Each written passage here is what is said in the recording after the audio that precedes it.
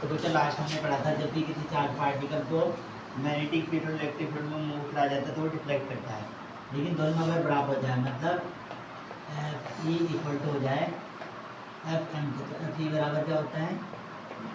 Q E, F M बराबर Q V B, Q से Q कटा और यहाँ आ जाएगा E upon B equal to B.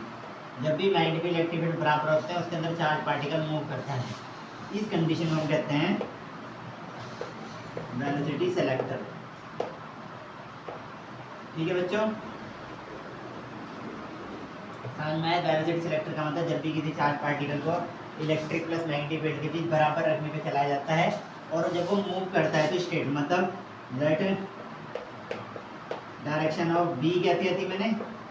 ये मानी, जैसे मैंने मान लिया जेड डायरेक्शन, ठीक है, और डायरेक्शन ऑफ ई मेरी कैसी थी ऐसे आ रही थी तो मैंने मान लिया वाई, तो लास्ट मेरी क्या बची डायरेक्शन ऑफ करंट या वेलोसिटी, तो वो हो जाएगी एफ, मतलब वो ऐसे करके। ठीक है बच्चों, और ये ऐसे स्टेट तब मूव करेगी जब ये और दोनों वैल्यू क्या होंगी अब आपस में बराबर। ठीक है, मतलब विदाउट इम्पैक्ट विदाउट डिफ्लेक्शन अगर कोई भी चार्ज पार्टिकल मूव कर रहा है तो इलेक्ट्रिक फील्ड और मैग्नेटिक फील्ड क्या होंगे, फोर्स लगने वाला फोर्स बराबर। ठीक है,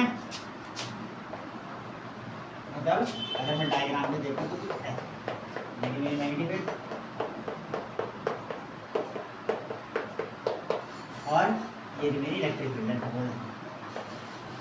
electric field direction positive to negative, यानी यहाँ से चार्ज पार्टिकल मूव करा है, ये चार्ज पार्टिकल बिल्कुल सीधा ही क्या होगा चला जाएगा, क्योंकि ऊपर लगने वाला फोर्स एफ है और नीचे लगने वाला फोर्स एफ, दोनों क्या है इक्वल, यानी कि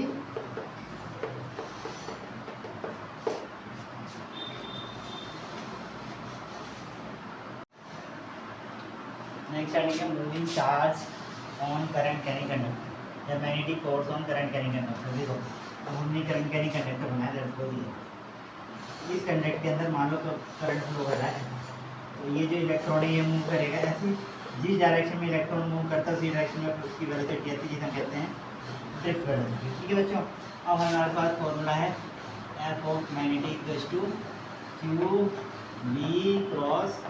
ई। अब इसे और बेटर करने के लिए F M equal to Q की जगह हमारा इलेक्ट्रॉन है, वी की जगह ड्रिफ्ट वेलोसिटी है, डी साइन थीटा। ठीक है, अब यहाँ पे एक इलेक्ट्रॉन तो होगा नहीं, यहाँ पे क्या होंगे एन इक्वल टू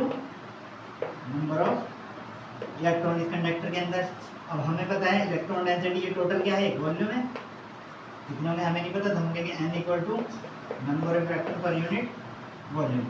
यहाँ पे जाएगा इंटू एन, सारे के सारे इलेक्ट्रॉन की वजह से फोर्स आएगा, ये बन जाएगा F N equal to N E D D D sine theta. इस एन की जगह आ जाएगा number of electron intensity into D, तो आ जाएगा N V E V D D sine theta. अब ये जो वी है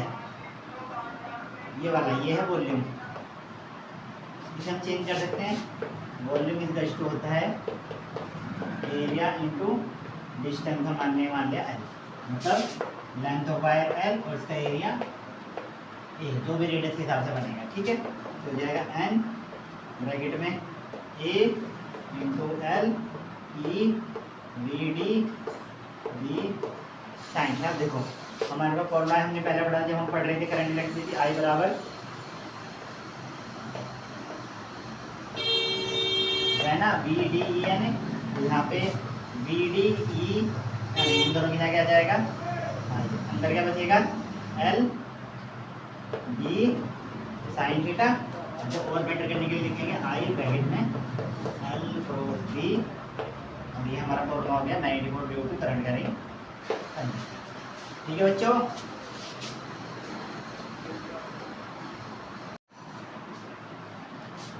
नेक्स्ट हमारा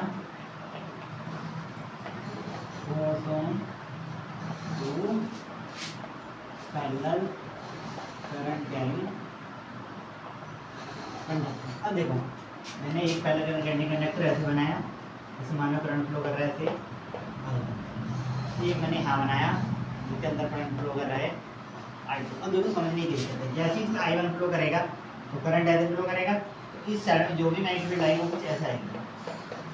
आएगी, और यहाँ भी मैग्नेटिक फील्ड कैसा आएगी इसकी वजह से, ये मैग्नेटिक फील्ड किसकी वजह से है, V1, I1 की वजह से मैग्नेटिक फील्ड क्या आई, V1, इन दोनों के बीच की डिस्टेंस मैंने ले ली D। अब ये जो V1 आएगा, what is the formula of V1,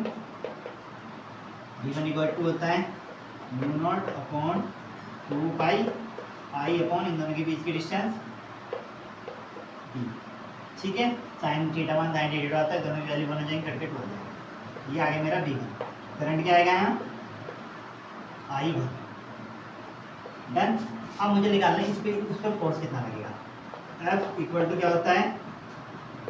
I dl, फिर अगर और बेटर कर लेंगे तो I L साइन थीटा, दोनों की 90 डिग्री का एंगल है, ये हट जाएगा, बच जाएगा खाली I L इंटू बी, ठीक है। B1 है, सेकेंड वायर में करंट कौन सा फ्लो कर रहा है, टू, यहाँ से लिखेंगे फिर 1 करंट फ्लो कर रहा है टू, मैग्नेटिक फील्ड क्या है D1, फॉर्मूला आगे टोटल वायर की लाइन मैंने मान ली L, तो यहाँ से जो फॉर्मूला बनेगा वो क्या बनेगा मेरा I2 L, और B1 की value mu naught upon 2 pi I1 upon D, और जब बेटर करके लिखेंगे तो आ जाएगा mu naught upon 2 pi I1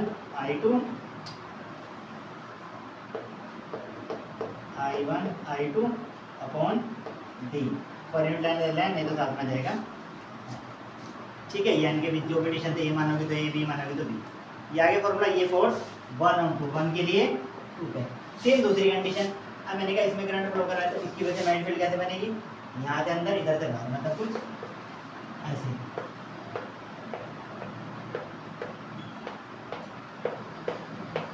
अब देखो, अगर मैं यहाँ पे फोर्स की बात करूँ तो मैंने लेफ्ट हैंड रूल लूँगा, मैग्नेटिक फील्ड की डायरेक्शन अंदर, करंट की डायरेक्शन ऊपर, फोर्स किधर को लगेगा, देखो F1, डन। सेम इधर लगाऊंगा, यहाँ पे फोर्स लगेगा F2, वैल्यू सेम ही आएगी क्योंकि दोनों चीज़ सेम है। मैं क्या लिखूंगा सबसे पहले, V2 की वैल्यू आ जाएगी, यहाँ पे क्या बनेगा V2, what is the value of V2, same वही म्यू नॉट अपॉन 2 पाई I2 अपॉन में D, ये क्या निकालना है F21, सेम वही आ जाएगा, I1 फ्लो कर रहा है L और B2, जब मैं पूरा प्रूव कर दूंगा तो आ जाएगा F21 is best to mu naught upon 2 pi I1 I2 L upon B, दोनों वैल्यू सेम है, दोनों सारे एक दूसरे को क्या कर रहे हैं अट्रैक्ट, हाँ कौन सा आएगा force of attraction between two conductor,